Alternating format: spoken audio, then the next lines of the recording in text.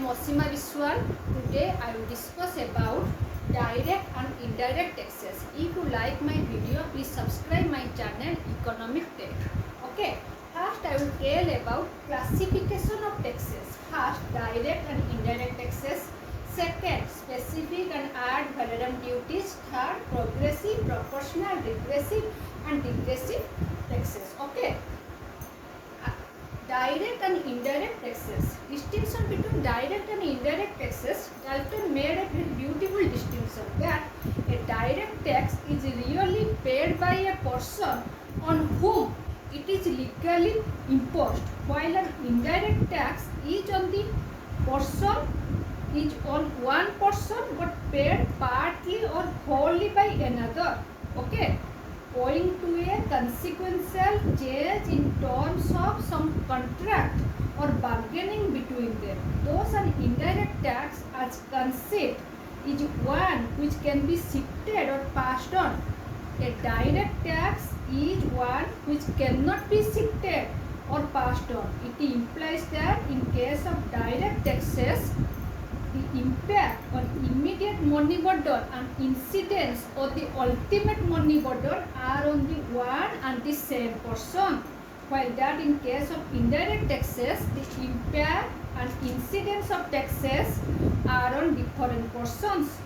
Hence, income and property taxes can be called as direct taxes, while customs and excise duties are indirect taxes, though it is commonly an accepted distinction between direct and indirect taxes, but it is suffers from the difficulty that it may not always be possible to trace the incidence of any tax exactly.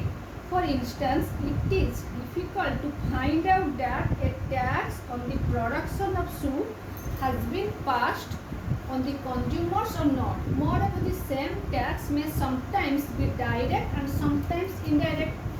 According to J.S. Smith, when it is the intention of the government that a person who legally pays the tax must bear it, it is a direct tax. But when the government intends that a tax collected from one should be passed on the other, it should be called an indirect tax.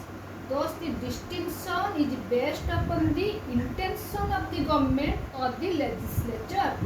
But the government intention may not always be realized.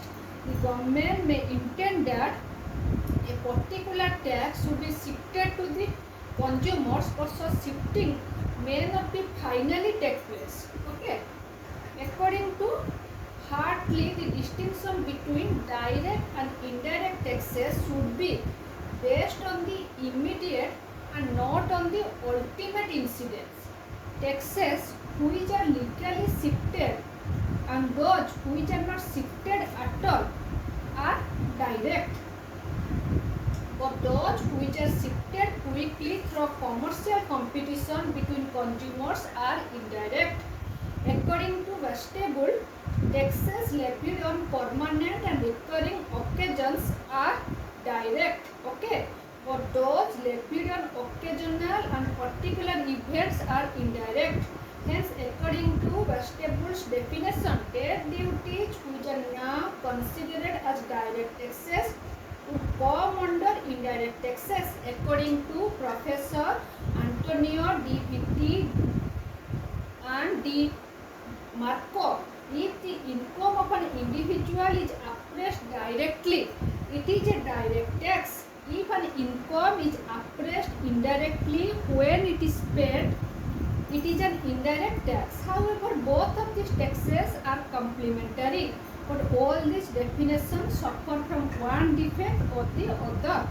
Thus, considering all these things, Professor Shiras distinguished the direct and indirect taxes as those levied immediately on the property and income of persons and those that are paid by the consumers to state direct are called direct taxes. Thus, according to Professor Shiras, Income tax, wealth tax and corporation tax which are directly paid to the state may be called as direct taxes.